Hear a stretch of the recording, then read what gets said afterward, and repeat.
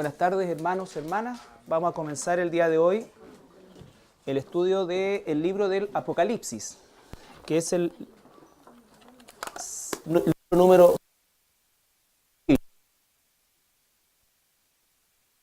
Ahora,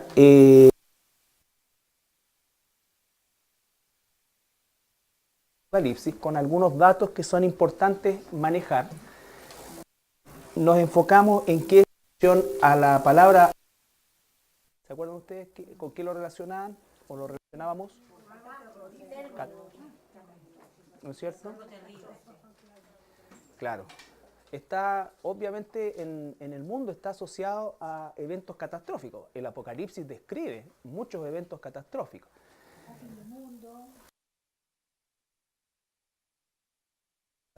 Marlon Brando, Apocalipsis Now. Ustedes son muy jóvenes. Son muy jóvenes, no vieron esa película. Con Martin Sheen.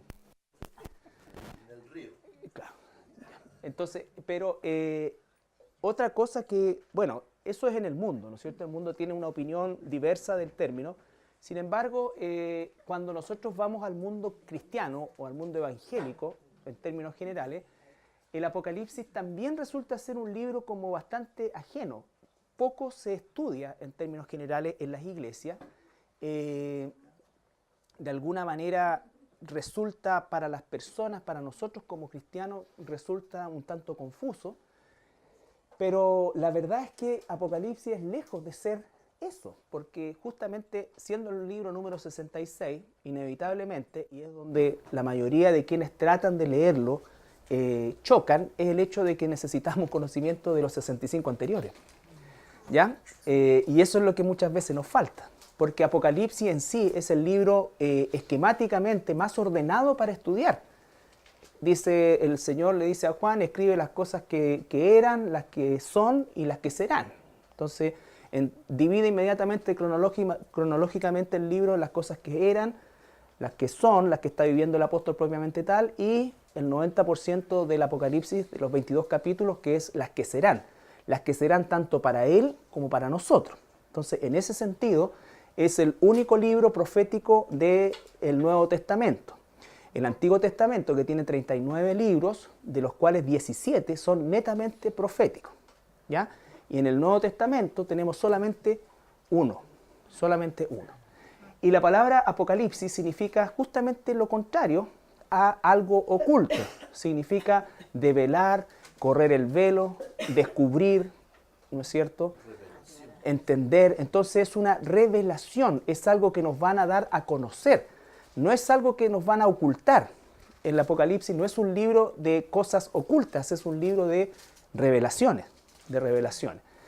Y cuando leemos el capítulo 1, versículo 1, solamente el capítulo 1, versículo 1. La revelación de Jesucristo que Dios le dio para manifestar a sus siervos las cosas que deben suceder pronto, y la declaró enviándola por medio de su ángel a su siervo Juan. Ya. Entonces tenemos ahí el primer versículo de este libro.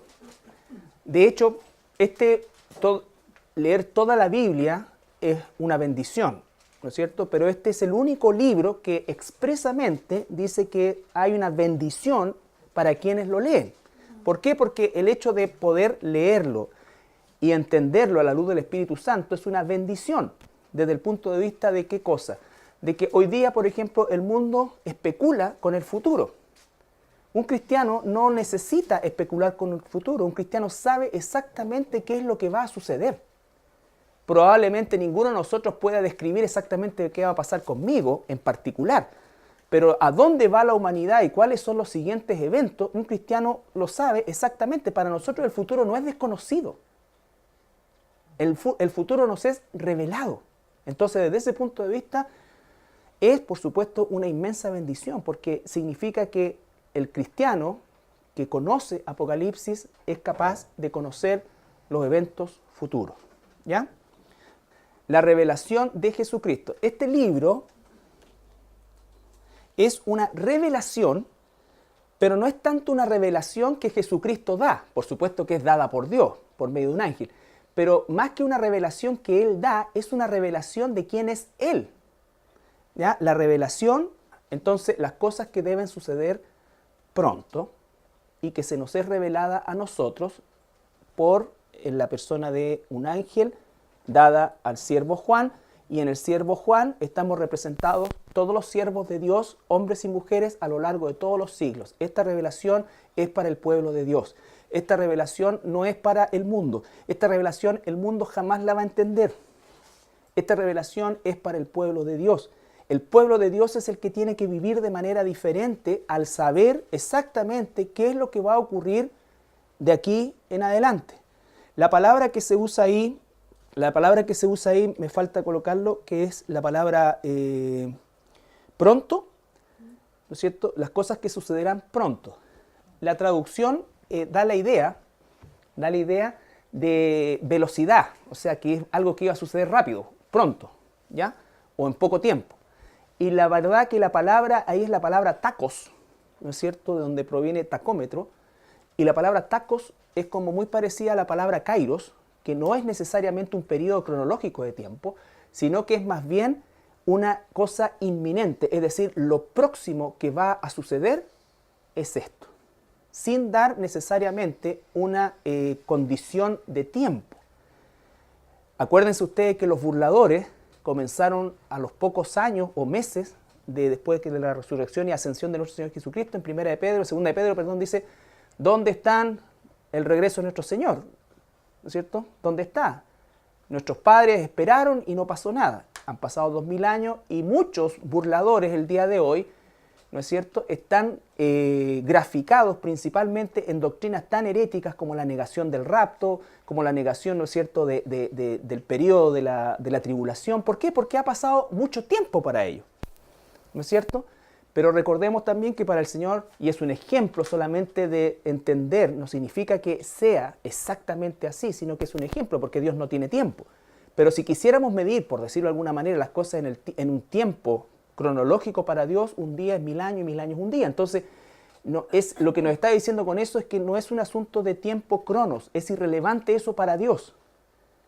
Y la iglesia tiene que vivir con la fe de que las cosas que van a suceder después de estas, como dice, ¿no es cierto?, van a suceder porque Dios así lo ha dicho, independiente que se demore 100 o 1000 años más. ¿Ya? Supongamos que se demorara 100 o 1000 años más, van a suceder. Por eso es que el Señor dice, cuando el Hijo del Hombre vuelva, ¿hallará fe? ¿A qué se está refiriendo? ¿Hallará a un pueblo esperando su regreso tal como lo esperó el apóstol Pablo, tal como lo esperaron la primera iglesia? ¿No es cierto? ¿O vamos a estar nosotros inventando historias para decir, si el Señor no vino? ¿Cuántas parábolas nos dice el Señor en ese sentido? El dueño del fundo que se va, ¿no es cierto?, y se demora tiempo y los siervos comienzan a hacer sus propias cosas. Y entonces siempre está hablándonos de que eso va a suceder. Pero la iglesia tiene que vivir en la fe de que va a suceder en su tiempo. En su tiempo. El que hayan pasado 2000 años, para nosotros no significa nada. Porque nosotros, ¿cuántos años llevamos como cristianos? 25, 10, 15, 1, 2. O sea, no ha pasado ningún tiempo. No ha pasado ningún tiempo. Entonces, han habido por lo menos 30 generaciones y cada generación tiene que vivir con la inminencia de que esto va a suceder. Ahora, nosotros el día de hoy, a la luz justamente de la revelación que vamos a estudiar, podemos con certeza, ¿no es cierto?, tener una esperanza de una mayor proximidad de este evento, dado las circunstancias que se están justamente dibujando principalmente en relación a Israel y los eventos alrededor de Israel y cómo es que el mundo se va desarrollando. Esa fue una realidad para una generación que parte recién en el siglo XX. A partir del siglo XX en adelante, la explosión tecnológica y una serie de otras cosas que se desarrollaron, porque Dios así lo dispuso. No es que la gente del siglo XIX fuera menos inteligente que la del siglo XX. Dios dispuso es aquí. Y en menos de 50 años se lograron, por decir de alguna manera, inventos que no se habían hecho en toda la historia humana para atrás. ¿Me entiendes? Entonces, aún para la gente, por ejemplo, del siglo XIX, era imposible entender cómo los dos testigos iban a ser vistos por toda la gente del mundo al mismo tiempo. Y hoy día para nosotros es un evento absolutamente natural, ¿no es cierto? Vemos vía satélite, en directo, cosas que están ocurriendo a miles de kilómetros de aquí. ¿Ya? Entonces, son cosas que nosotros tenemos que ir entendiendo. Por ejemplo, la marca de la bestia, todo el concepto tecnológico que hoy día existe, de entender efectivamente que las condiciones del día de hoy, por supuesto que son de una inminencia gigantesca, gigantesca, ¿ya? Entonces, por eso es que Apocalipsis, nosotros somos una generación desde ese punto de vista privilegiada. ¿Por qué? Porque prácticamente todo lo que Apocalipsis revela es posible que se produzca en nuestro tiempo. Es muy posible que se produzca en nuestro tiempo. A diferencia de los tiempos anteriores, o del siglo XIX para atrás, en la cual, o incluso de la mitad del siglo XX para atrás, ¿quién podría imaginar esta globalización que tenemos hoy día cuando vivimos una guerra fría hasta el año 70? O hasta el año 80, cuando cae el muro de Berlín. Y hoy día está todo globalizado. Lo que antes era una cosa absolutamente, lo que primaba era el secretismo, el individualismo y todo esto, los espías el año 80 quedaron sin pega. Todo lo que tenía que ver con eso. Entonces hoy día vivimos en un mundo globalizado, por lo tanto, hoy día todo empuja hacia un gobierno central, una religión única, una policía mundial, el derribar fronteras que desde el punto de vista económico, por supuesto que tiene una visión de mejoría para todas las personas, ¿no es cierto? Pero eso es justamente lo que está arrastrando para lograr que en el inconsciente colectivo todo este concepto ya sea normal. Normal. Para nosotros hoy día es normal la tecnología. Y si nosotros somos capaces con el Google Earth, de, no sé, pues meterte a la casa de tu abuelo que vive en Italia y verlo ahí, y hasta si tenés un poco más de programa, te hagas seña, imagínate lo que significa la tecnología de quienes gobiernan el mundo. Entonces, por decir un ejemplo, todo esto hace que sea una inminencia gigante, ¿no es cierto?, el que los eventos que describe Apocalipsis se puedan cumplir en nuestra época. Ni hablar, hasta el año 30 o hasta las finales de la Segunda Guerra Mundial, nadie podría interpretar los eventos que se desarrollan a partir del capítulo 7 de Apocalipsis porque Israel no existía como país. Hoy día existe como país. ¿Quién podría pensar eso? Interpretar Daniel 12 o Daniel 10, Daniel 9, ¿no es cierto?, a la luz de la reconstrucción del tercer templo. ¿Cómo podría ser eso? Cuando Daniel escribe eso, se acababa de destruir el segundo templo. Entonces, todos esos eventos hoy día a nosotros nos muestran claramente que sí estamos, nadie puede dar fecha, y líbranos el Señor de hacer la estupidez más grande, es dar una fecha, porque no existe eso. Pero el Señor nos dice que nosotros debemos aprender a distinguir los tiempos y las sazones. Entonces, de eso se trata el estudio de Apocalipsis. Nos da a conocer la majestad y la gloria del Señor Jesucristo y su dominio total de los sucesos que se revelan. ¿Ya? Dijimos que la introducción es la revelación de Jesucristo. Jesucristo domina los 22 capítulos y es tal ese dominio que aquí hicimos un listado de títulos y atributos que se le da a nuestro Señor Jesucristo, que son la revelación de Él. Estos son algunos de los títulos y de los atributos que se le describen a Jesús. Por ejemplo, el testigo fiel, capítulo 1, versículo 5. El testigo fiel, primogénito de los muertos, soberano de los reyes de la tierra. ¿Quién va a leerlo? Y de Jesucristo, el testigo fiel, el primogénito de los muertos y el soberano de los reyes de la tierra. Ahí, ¿no es cierto? El testigo fiel, primogénito de los muertos, soberano de los reyes de la tierra. 3, 4 títulos ahí, ¿no es cierto? Capítulo 1, versículo 8. El alfa y la omega. Ese es omaga. Omaga es como de la chuchaña chichilla. 1.8. 1.8. Yo soy el alfa y la omega, principio y fin, dice el Señor, el que es y que era y que ha de venir, el Todopoderoso. El que es, el que era, el que ha de venir, el Todopoderoso. Todos, imagínense, todo eso es revelación de Jesucristo. El primero y el postrero, 1.17.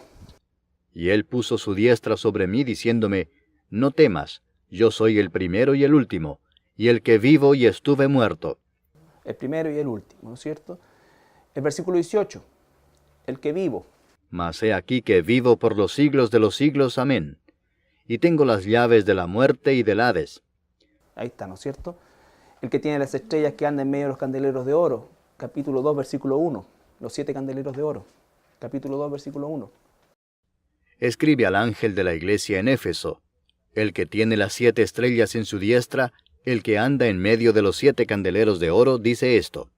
Ya, entonces, ¿se dan cuenta? Revelación de Jesucristo. Aquí tenemos testigo fiel, primogénito de los muertos, soberano de los reyes, alfa y omega, el que era, el que es y el que ha de venir, el todopoderoso, el primero, el postrero, el que vivo, el que tiene las 7 estrellas, el que anda en medio de los 7 candeleros de oro. Características de Jesucristo, una y otra vez. 2:12, el que tiene la espada aguda de 2 filos. Y escribe al ángel de la iglesia en Pérgamo, el que tiene la espada aguda de 2 filos, dice esto. El Hijo de Dios, 2:18. Y escribe al ángel de la iglesia en Tiatira, el Hijo de Dios, el que tiene ojos como llama de fuego y pies semejantes al bronce bruñido, dice esto. El que tiene los 7 espíritus de Dios y las 7 estrellas, 3:1. Escribe al ángel de la iglesia en Sardis, el que tiene los 7 espíritus de Dios y las 7 estrellas, dice esto. El siguiente, 3:7. Escribe al ángel de la iglesia en Filadelfia. Esto dice el santo, el verdadero, el que tiene la llave de David, el que abre y ninguno cierra, y cierra y ninguno abre. El testigo fiel y verdadero, 3:14. Y escribe al ángel de la iglesia en la Odisea. He aquí el Amén, el testigo fiel y verdadero, el principio de la creación de Dios, dice esto. Son títulos y atributos de Jesús. El centro de la revelación es de Jesucristo. Por eso es el versículo 1:1. Esta es la revelación de Jesucristo que fue dada por medio del ángel a Juan. Se está revelando Jesucristo en plenitud. La última vez que el mundo vio a Jesús, lo vio colgado de un madero, en términos generales, exceptuando los discípulos a quienes se apareció, los 400, los 500 y todo lo otro. Pero el mundo en general tiene una visión de Jesús. La última visión que tiene el mundo de Jesús no necesariamente es la resurrección, sino que es la crucifixión, desgraciadamente mediado por el sistema romano, otra vez que enseñó a adorar a un Cristo muerto. Por eso es el crucifijo, donde está el mono, ¿no es cierto?, puesto en la cruz. No tiene la visión del Cristo glorificado. Exacto. El último, perdón. El león de la... Y uno de los ancianos me dijo, no llores. He aquí que el león de la tribu de Judá, la raíz de David, ha vencido para abrir el libro y desatar sus 7 sellos. Estas aparentes contradicciones que nos muestra la Escritura, pero que súper bien porque no nos aparecen los callos, ¿no es cierto? Un león y un cordero.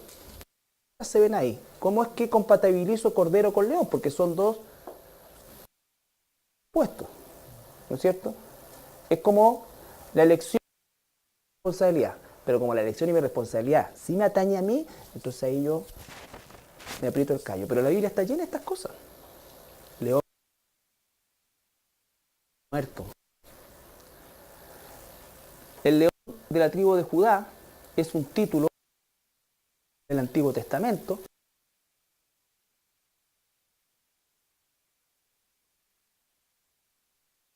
Pero inmolado, pero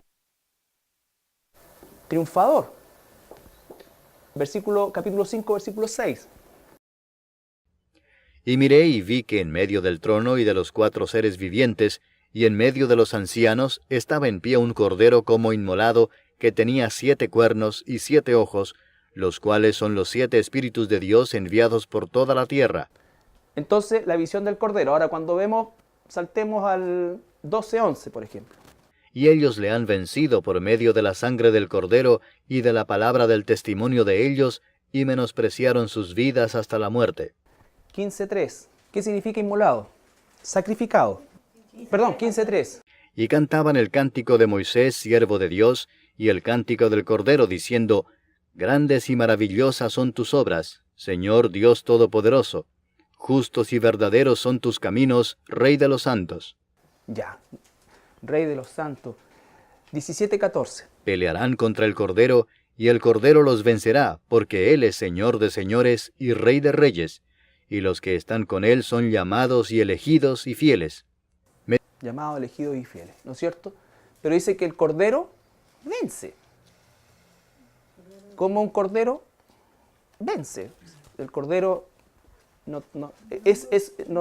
claro, no tiene esa condición, pero aquí vemos que es un Cordero vencedor. 19:7. Gocémonos y alegrémonos y démosle gloria, porque han llegado las bodas del Cordero y su esposa se ha preparado. Y 22:1. Después me mostró un río limpio de agua de vida, resplandeciente como cristal, que salía del trono de Dios y del Cordero. Entonces ahí tenemos una descripción de algunos versículos que nombran a Jesús o lo describen como el Cordero, y con muchos atributos, vencedor, ¿no es cierto?, inmolado, en fin, todo eso. El Señor Santo y Verdadero, capítulo 6, versículo 10. Y clamaban a gran voz diciendo, ¿Hasta cuándo, Señor Santo y Verdadero, no juzgas y vengas nuestra sangre en los que moran en la tierra? Ya, Santo y Verdadero. 19:13. Estaba vestido de una ropa teñida en sangre, y su nombre es el Verbo de Dios. El Verbo de Dios. 19:16. Y en su vestidura y en su muslo tiene escrito este nombre, Rey de Reyes y Señor de Señores. Y 22:16. Yo, Jesús, he enviado mi ángel para daros testimonio de estas cosas en las iglesias. Yo soy la raíz y el linaje de David, la estrella resplandeciente de la mañana. Ya. Entonces ahí hicimos un recorrido más o menos por todo el libro de Apocalipsis para entender de mejor manera lo que dijimos al principio, que no es tanto una revelación dada por Jesucristo, por supuesto que sí lo es, pero es la revelación de Jesucristo. Este es nuestro Señor, esa es la situación de Jesús resucitado, glorificado. Estamos viendo nosotros y se nos corre el velo de la escena del cielo, qué está pasando en el cielo. Es realmente maravilloso eso, porque en definitiva eso es algo de lo cual un día nosotros también vamos a ser parte, ¿ya? Entonces, el primer punto importante del versículo 1 dice, capítulo 1:1, la revelación de Jesucristo en todo su esplendor, con una serie de títulos y atributos de Jesús. Apocalipsis es eso. Apocalipsis se relaciona siempre por el mundo secular y desgraciadamente también por el mundo cristiano en muchos desconocimientos como catástrofes y desastres, que los hay. Pero Apocalipsis es la revelación de Jesucristo. Ese es el hilo conductor más importante del Apocalipsis, ¿ya? Por supuesto que a nosotros nos llama la atención los desastres, las cabezas, los ojos y toda esa cuestión, que dicho sea de paso, la iglesia no va a vivir ese periodo, pero se nos revela qué es lo que va a pasar, ¿ya? ¿Qué es lo que va a pasar? Por lo tanto, nosotros como iglesia tenemos que enfocarnos en principalmente la descripción y la presentación y revelación de nuestro Señor Jesucristo. Como en ningún otro libro de la Escritura se revela a Jesucristo. Nosotros en los evangelios, por supuesto que tenemos una revelación de Jesucristo en su ministerio terrenal. Fíjense ustedes, la revelación que tenemos en los evangelios, que es una historia más bien escueta en relación a la revelación de Jesucristo, porque se centra más en lo que hizo que en lo que es. Tenemos nosotros su nacimiento, al 8º día, el Evangelio de Lucas nos cuenta que fue circuncidado, que Simeón dice, ahora puedes despedir a tu siervo en paz porque ha visto la salvación de Israel. Después nos pegamos un salto a los 12 años en el templo y después nos pegamos un salto ya a los 30 años en el inicio de su ministerio público. Y de su ministerio público tenemos un registro abundante prácticamente de las últimas semanas de Jesús, ¿ya? Porque el propósito de la primera venida de Jesús era ser sufriente, ¿ya? Se reveló a la humanidad como el Cordero sufriente. La única vez que solamente 3 discípulos tuvieron la oportunidad de ver un destello del Cristo glorificado fue en el monte de la Transfiguración. Pero no tenemos una revelación amplia de Jesús. Por eso es que la gente dice habitualmente, ¿quién fue Jesús? Fue un hombre, dicen algunos. Sí, tienen razón.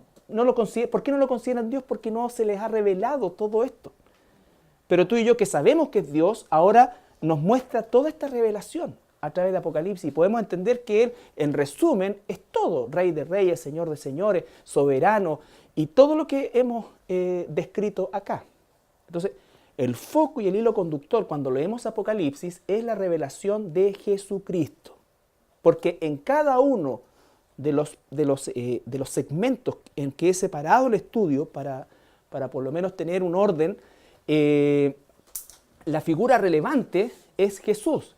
Nosotros cometemos el error muchas veces de enfocarnos en los eventos, igual que la gente normalmente en el mundo, no en la figura de Jesús detrás de los eventos, mediando los eventos, controlando los eventos, dándole propósito a cada una de esas cosas. ¿Estamos? Ese es el primer punto del versículo 1. Después hay una coma. Así que no vamos a demorar harto. No.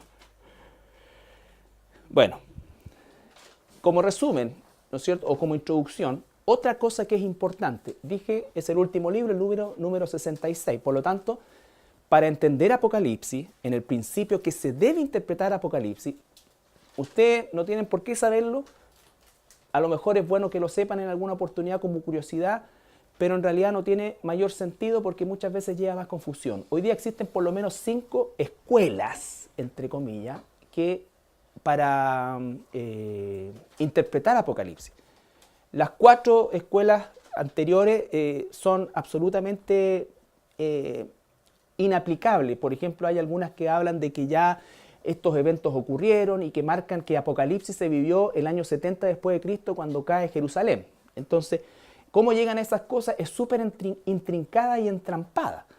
Algunos piensan dicen algunos que el milenio ya lo estamos viviendo, ¿no es cierto? Otros que no hay milenio, otros que no hay rapto y otros y así sucesivamente. La única forma de interpretar Apocalipsis es exactamente como interpretamos toda la Biblia. Literalmente. Y donde hay un símbolo, la Biblia explica la Biblia. Vamos a ver cuernos, ojos, tronos, cabeza, bestias. Y todo eso tiene una descripción en la Escritura. No puedo pensar, mira, yo en realidad creo que este dragón de 7 cabezas es la FIFA. No, porque la profecía no es de interpretación privada. La Biblia interpreta la Biblia. ¿Ya? Ese es el principio hermenéutico básico. Por eso es tan importante y relevante esto. Imagínense, tiene 404 versículos Apocalipsis y de esos 404, 278 tienen conexión directa con el Antiguo Testamento. Entonces, conocer el Antiguo Testamento te da inmediatamente un 60% de piso para entender e interpretar el Apocalipsis. Por eso es que cuando una persona quiere empezar a leer la Biblia, obviamente tiene que partir como cualquier libro desde el principio. Aunque es una colección de libros, tiene que tener un hilo conductor que le lleve en definitiva a poder entender este libro. ¿Ya? Entonces, tiene una conexión vital con el Antiguo Testamento. Vital con el Antiguo Testamento. Ahora, tiene muchos temas importantes, todos ellos relacionados con el Señor Jesucristo, en función de, en primer lugar, los primeros capítulos, la iglesia. Después viene el rapto. Capítulo 4, versículo 1, ¿no es cierto?, nos habla acerca del rapto. Después se traslada la visión al cielo. Y ahí va a ver Juan todo lo que se despliega en el cielo. Va a hacer una descripción del trono de Dios, ¿no es cierto? Una descripción del trono de Dios que si nosotros conocemos el Antiguo Testamento va a tener la misma distribución, por supuesto, no la misma gloria, pero la misma distribución del tabernáculo y del templo. El mar de cristal, ¿no es cierto?, que era el lavacro, el lugar santo, y el trono de Dios. ¿Ya? Entonces va a haber eso, van a ver los candelabros, todo lo que era figura de lo verdadero, como nos dice el libro de Hebreos. También, por supuesto, que habla de los juicios. Estos juicios están expresados en sellos, trompetas, truenos, plagas, copas. ¿Ya? Todos estos son los temas de Apocalipsis. Por supuesto que nos habla, todos estos juicios están insertos dentro de la gran tribulación, así como también la redención final de Israel, cuando Dios le hace un apocalipsis al pueblo de Israel y se corre el velo de ellos y ellos reconocen a Jesús como el Mesías. Todo eso está dentro de este periodo de 7 años. Son los capítulos del 6 al 18. Me faltó colocar ahí arriba, es lo que está sucediendo en la tierra. ¿Ya? Y aquí es donde no se puede entonces entender cómo es que no se cree en el rapto, que es una doctrina bíblica abundantemente, ¿cómo se llama esto? Apoyada, ¿no es cierto?, por versículos bíblicos. Y lo más importante es que la descripción de este tiempo nos habla de dos escenarios absolutamente opuestos. Estamos, por un lado, con juicios y por otro lado tenemos una fiesta de matrimonio. Una fiesta de matrimonio, esplendorosa, gloriosa, maravillosa. Por lo tanto, esa fiesta de matrimonio no está ocurriendo en la tierra, esa fiesta de matrimonio está ocurriendo en el cielo. Y para que ocurra en el cielo, la iglesia, que es llamada la esposa del Cordero, tiene que estar arriba. No puede estar abajo. ¿Se entiende eso? Entonces, ahí es donde uno dice realmente, los burladores, al ver que el regreso del Señor a sus ojos ha sufrido tanto retraso, llegan al punto de decir, nunca ocurrió, o nunca va a ocurrir, o esto es mentira, tenemos que buscarle otra interpretación porque esto nunca va a suceder. Es como lo que pudiera haber pasado con Noé. Cuando Noé empezó a construir el arca, era jovencito, tenía 400 años, sí, 400 años, y se demoró ¿cuánto? 102 años más o menos, ¿ya? Y seguramente un chiquitito que lo vio construir llegó donde su papá y le dice, papá, ese caballero no está construyendo un arca porque dice que va a llover, va a haber un diluvio. Y el papá le habría dicho, ay hijo, no te preocupes, si cuando yo era chico, mi papá también le conté lo mismo a mi papá y me dijo que no había pasado nada porque aquí nunca ha llovido. Nunca ha llovido acá. Pero llegó el día. Los burladores siempre están así. No hay rapto. ¿Qué rapto? Se imaginan, han pasado 2000 años. Pero va a ocurrir. Pero va a ocurrir. Entonces, ¿qué es lo que pasa en el cielo durante ese periodo? Las bodas del Cordero y la cena de las bodas del Cordero. Por supuesto que también está el tribunal de Cristo. Al final de eso, de este periodo de 7 años, el Señor Jesucristo y su iglesia ya desposada viene en lo que se llama la segunda venida, ¿ya? Y la segunda venida es capítulo 19, y esa segunda venida tiene su pic en la batalla del Armagedón, que la vamos a estudiar también, ¿no es cierto? Donde posteriormente a esa batalla, donde queda, ¿no es cierto?, la mortandad de por lo menos 200 millones de soldados en los campos de Megido, que es una extensión que se te pierde la vista, increíble, gigantesca. Entonces, esos campos de Megido, dice que ahí va a ocurrir esta batalla, y ahí es donde dice que los ángeles van a invitar a los buitres y a todos los otros a que coman carnes de reyes, de todo eso. Después de eso, viene un periodo que se llama el milenio, que es la restauración del planeta Tierra a la manera del jardín del Edén. ¿Ya? Y ahí esa es la foto de los testigos de Jehová, que, ¿no es cierto?, sale el león, el negro, el pelirrojo y todos comiendo fruta arriba de una mesa y un león abajo de la mesa. ¿Cierto? Todos esos dibujos que están ahí, ese no es el cielo, ese es el milenio. Y los seres humanos que mueren sin Cristo no son aniquilados, son torturados por la eternidad en el infierno. Esa es la realidad de las cosas. ¿Ya? Entonces, ese milenio, también al final de ese milenio dice que Satanás es desatado y engaña otra vez y se produce una guerra gigantesca que se llama la Imagog, que también la vamos a explicar. Y después de eso viene el juicio ante el gran trono blanco, que es el Apocalipsis 20. ¿Ya? El Apocalipsis 20. Y finalmente el capítulo 21 y 22 nos habla ya del estado eterno. El estado eterno es otro cielo, otra tierra, mediado principalmente o casi exclusivamente por lo que se llama la Nueva Jerusalén. Esta tierra y este cielo dice que fueron destruidos y invadidos por fuego, por el fuego. ¿Estamos? Entonces, un resumen de los temas que se tratan.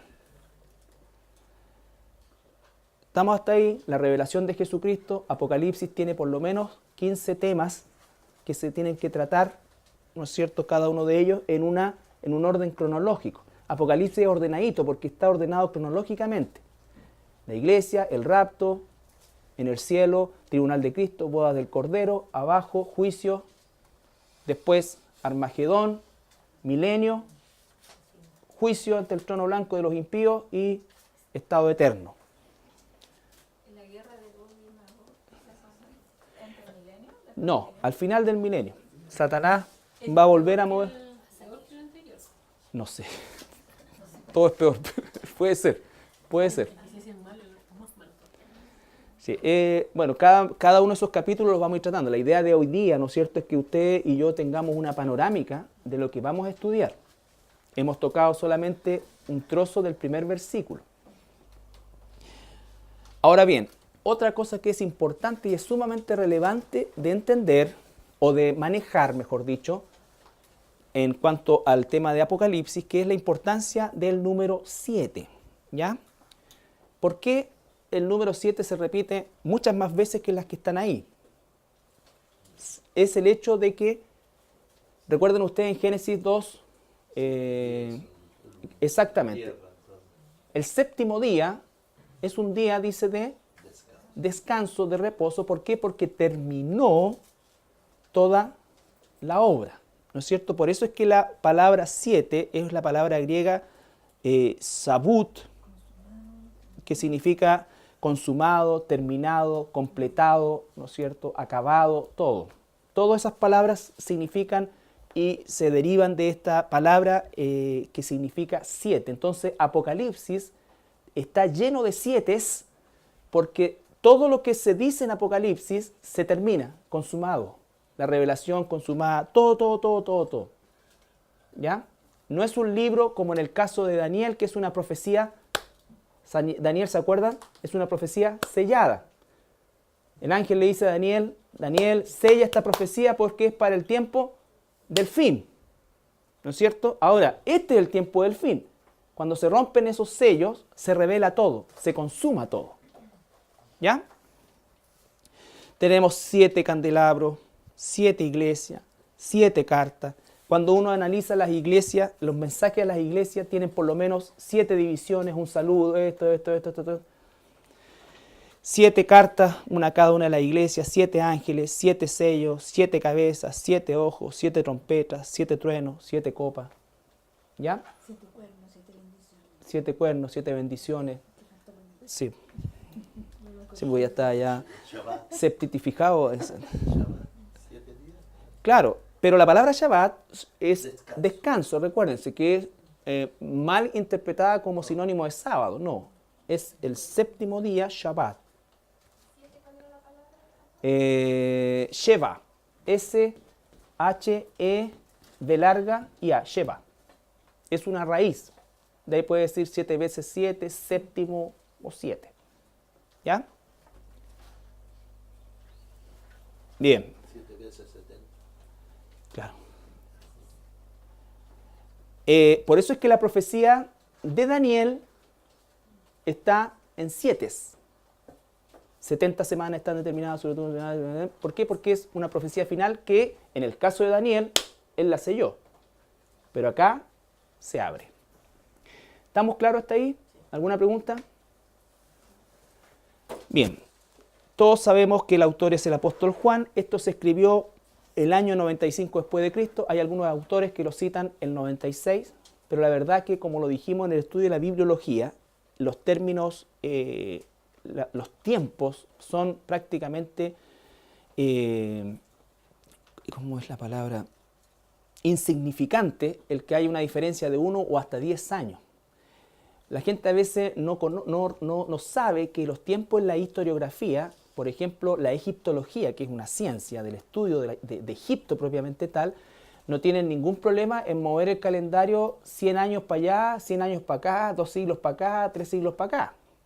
¿Ya? Por ejemplo, cuando aparecieron y se descubrieron el imperio de los Ixos, que era una población semita. Recuerden que los egipcios son descendientes de Cam, era una descendencia camita. pero entre todas las excavaciones se descubrieron los ixos, que eran semitas. Entonces, ¿qué tuvieron que hacer? 130 años. Para hacer calzar los eventos. Entonces, ¿por qué? Porque se mueve el faraón, se mueve toda la cuestión. Entonces, en el caso de la Biblia, por supuesto que no hay una fecha exacta, nadie puede darla, pero los tiempos, los deltas de tiempo son insignificantes. Son insignificantes. Además, que esto prácticamente es en tiempo real. Juan escribe esto, ¿no es cierto? Y su distribución empieza casi al mismo tiempo. Al mismo tiempo. Y aquí está el apóstol Juan, que muere por lo menos 35 años después del último de los apóstoles en morir. Él es el último en morir. Y entonces él certifica también con esto todo lo anterior. Todo lo anterior. Por supuesto, todos conocemos la historia que fue exiliado en la isla de Patmos, a partir, ¿no es cierto?, de este decreto de adoración al emperador, y obviamente los cristianos se negaron a hacerlo, y algunos eran exiliados y otros eran definitivamente asesinados. Pero el exilio en la isla de Patmos, que es una isla sumamente hostil, es pedregosa, ¿no es cierto?, los tiraban a morir ahí, no les proveían absolutamente de nada. No tenían ni siquiera un lugar. Hay una cueva en la isla de Patmos, en la cual supuestamente estuvo el apóstol Juan ahí, está la argolla donde se tomaba, en fin. Puede ser o no puede ser el lugar, pero lo importante es que era un lugar como ese. O sea, los que tiraban ahí se tenían que buscar y refugiar adentro de una cueva, donde fuera, porque no tenían nada. ¿Ya? Bueno, es en esa circunstancia tan inhóspita y de abandono. Piénsate, un viejo de 90 y tantos años, toda su vida, pasando preso, acá, allá, y dice, él puede pensar, terminó mi carrera, aquí muero.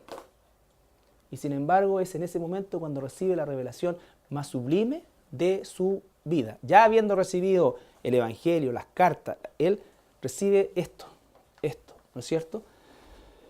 Y eso es un mensaje para que nunca tiremos la esponja.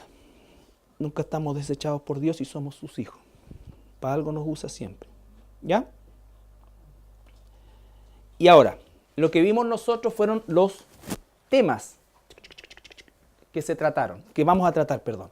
Pero acá está la división que vamos a hacer nosotros del estudio.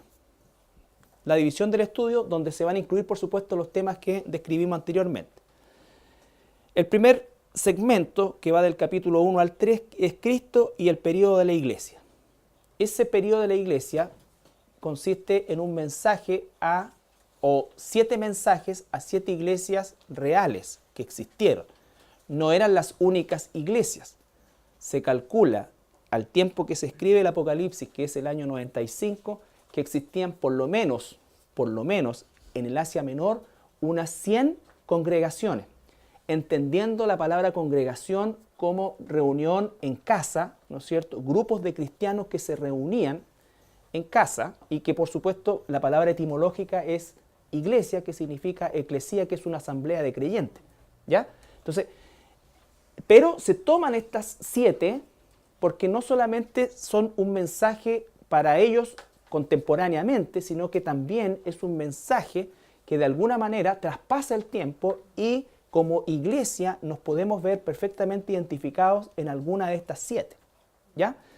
Entendiendo que la última no es iglesia desde el punto de vista de ser salva, sino que es lo que se llama la apostasía.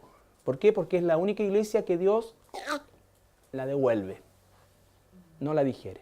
¿Ya? Las otras sí. Eso tiene un sentido que lo vamos a ver en su oportunidad también, súper fuerte. Súper fuerte. ¿Por qué Juan usa esa figura?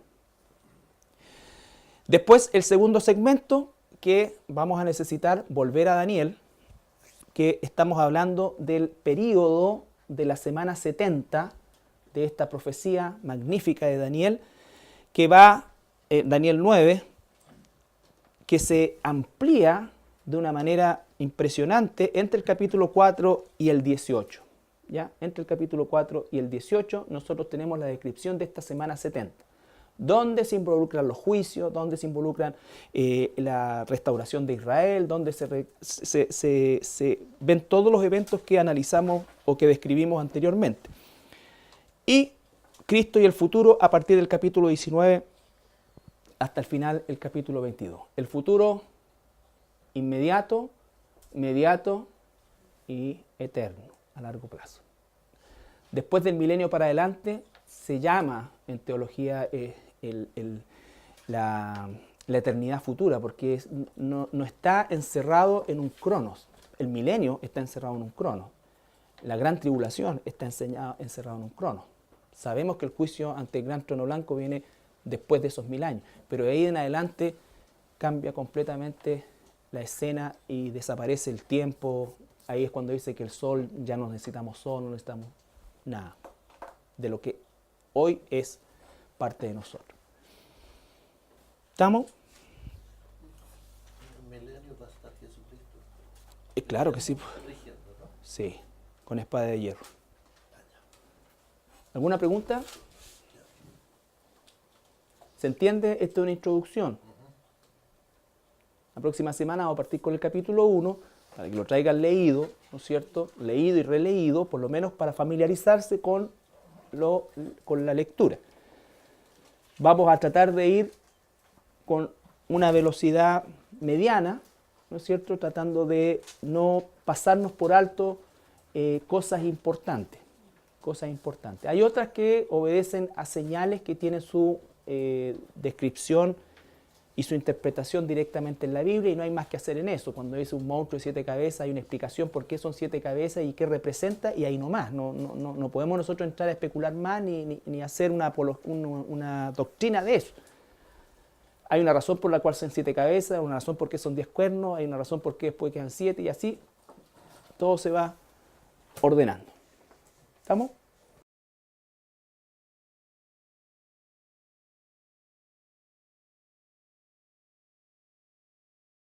Pero no es tanto una revelación que Jesucristo da, por supuesto que es dada por Dios, por medio de un ángel, pero más que una revelación que Él da, es una revelación de quién es Él. ¿Ya? La revelación, entonces, las cosas que deben suceder pronto y que se nos es revelada a nosotros en la persona de un ángel dada al siervo Juan, y en el siervo Juan estamos representados todos los siervos de Dios, hombres y mujeres, a lo largo de todos los siglos. Esta revelación es para el pueblo de Dios. Esta revelación no es para el mundo. Esta revelación el mundo jamás la va a entender. Esta revelación es para el pueblo de Dios. El pueblo de Dios es el que tiene que vivir de manera diferente al saber exactamente qué es lo que va a ocurrir de aquí en adelante. La palabra que se usa ahí, me falta colocarlo, que es la palabra pronto, ¿no es cierto? Las cosas que sucederán pronto. La traducción da la idea de velocidad, o sea, que es algo que iba a suceder rápido, pronto, ¿ya? O en poco tiempo. Y la verdad que la palabra ahí es la palabra tacos, ¿no es cierto? De donde proviene tacómetro. Y la palabra tacos es como muy parecida a la palabra kairos.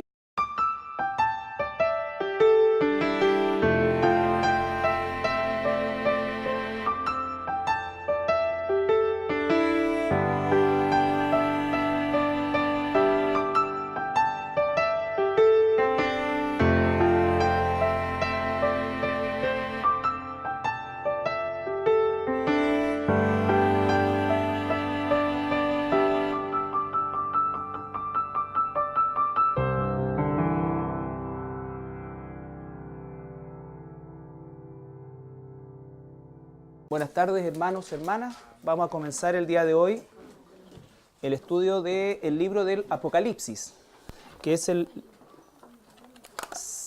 número. Ahora,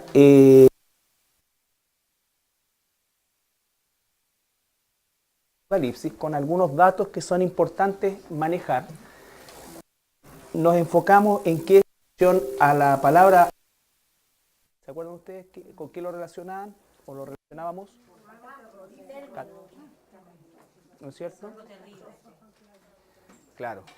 Está obviamente en el mundo. Suceder pronto, y la declaró enviándola por medio de su ángel a su siervo Juan. Ya. Entonces tenemos ahí el primer versículo de este libro.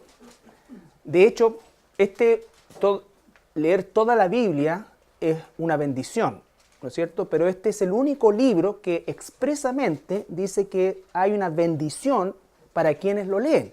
¿Por qué? Porque el hecho de poder leerlo y entenderlo a la luz del Espíritu Santo es una bendición desde el punto de vista de qué cosa.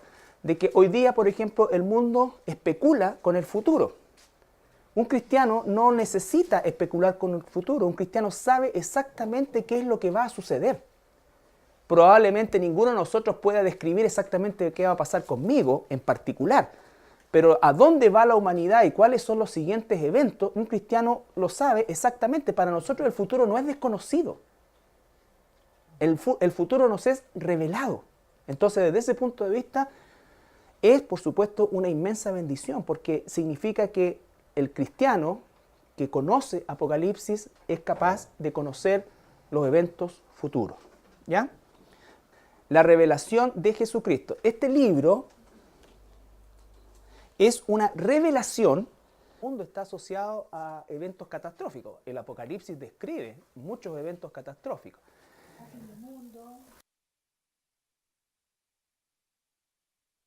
Marlon Brando, Apocalipsis Now. Ustedes son muy jóvenes. Son muy jóvenes, no vieron esa película. Con Martin Sheen. Del río. Claro.